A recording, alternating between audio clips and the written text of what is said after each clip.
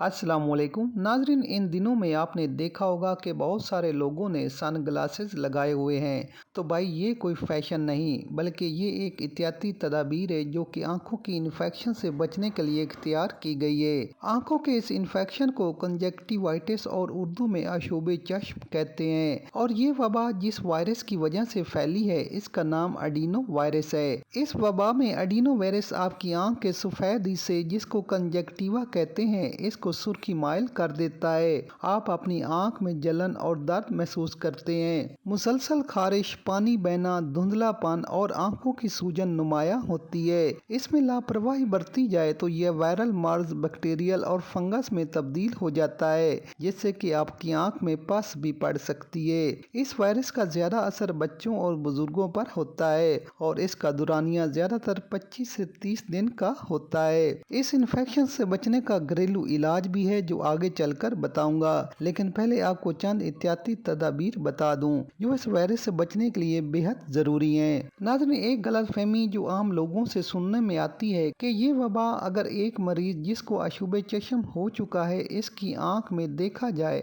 तो ये वायरस देखने वाले शख्स की आंख में भी ट्रांसफर हो जाता है। तो भाई ऐसा नहीं है, बल्कि होता क्या है कि मुतासरा शख्स जब बार बार अपना हाथ आंखों पर लगाता है तो वायरस हाथ पर भी शिफ्ट हो जाता है और जब मरीज वो हाथ आपके इस्तेमाल की किसी भी चीज को लगाता है तो वायरस आपको भी ट्रांसफर हो जाता है। इसलिए इन दिनों में जरूरी है कि अगर आपको अशुब चश्म है या नहीं चश्मा लगाकर रखें ताकि हाथ आंखों को ना लगे।